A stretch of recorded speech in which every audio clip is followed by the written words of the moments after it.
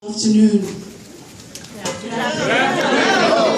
In my native language, I would say to you, Masikati Maswera Sei, which literally translated means, good afternoon, how has been your day?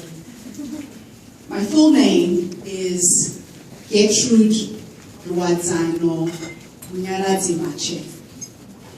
And I was born on one of the most fascinating continents in the world.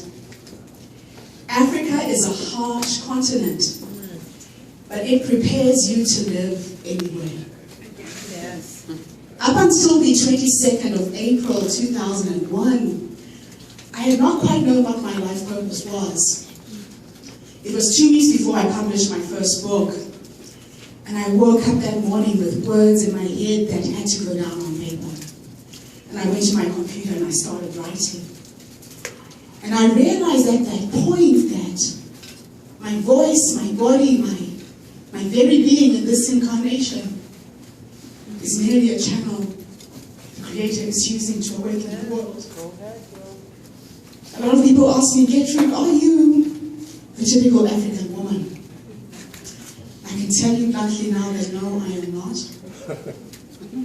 What I do know is that I was born to be her voice and the voice of her children. So let me tell you a little bit about the typical African woman. My country, when I say my country, I am referring to the continent of Africa. From north to south, the typical African woman is at the bottom of the food chain. The typical African woman is always the last to eat.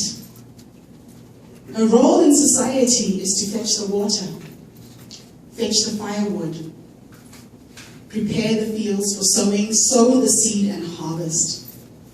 And in most situations, she does this single-handedly. And at the end of her exhausting day, she's the last to eat the leftovers of her prepared meals. In my country, the typical African woman is physically and psychologically abused. In times of war, she is raped. And she personifies the downtrodden human being.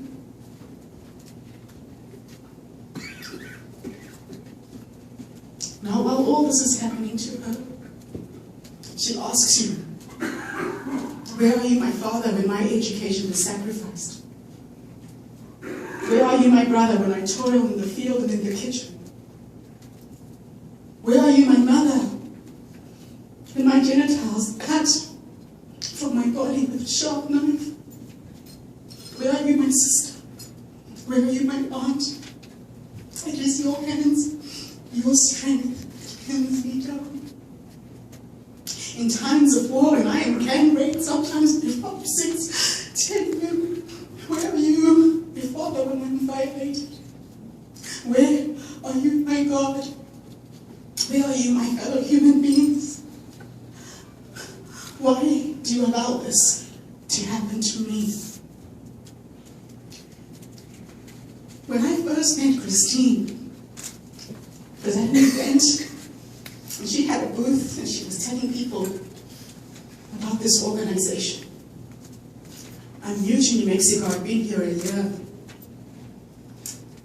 And I stood there and listened to her, and she pierced my heart because every once in a while, you get to meet someone who is inspirational, who shines above others and shows the way. And when I heard about this product and what she does, it hit me because I am one of those girls that she knows, just a few years ahead of the line. I'm from Zimbabwe. And for those of you who don't know, we've been living under a dictatorship for the last 35 years. Getting access to female hygiene products in Zimbabwe is virtually impossible in the rural parts of the country. Little girls cannot go to school when they have their menstrual cycle, so they miss school. And the thing that got me to be who I am, so I can stand on international stages like this, is education.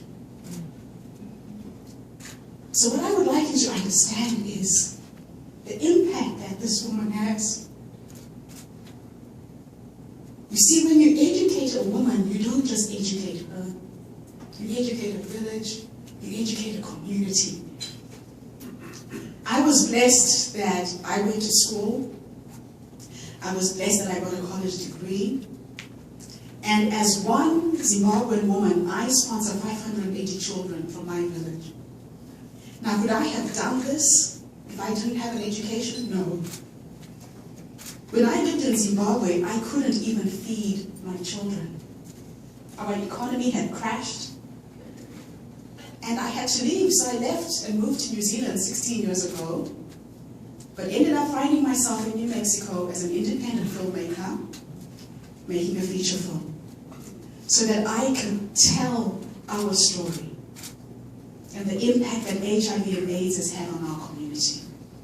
So Christine, I do not have the words to thank you for everything you're doing.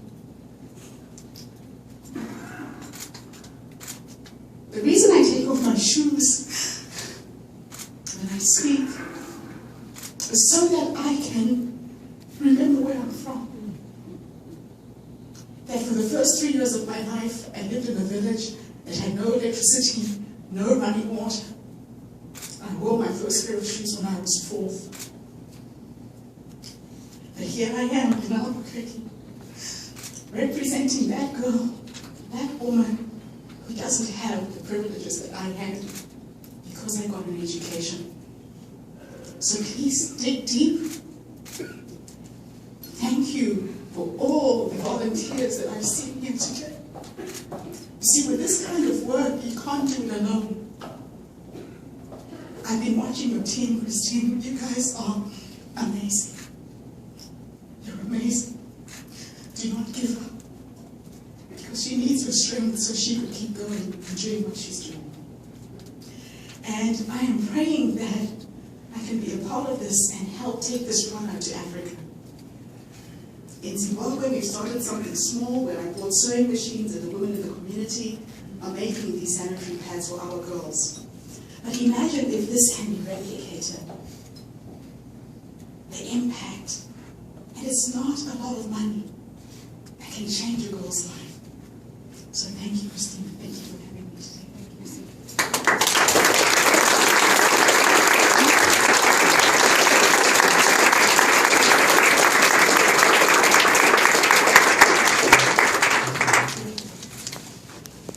The power that you have.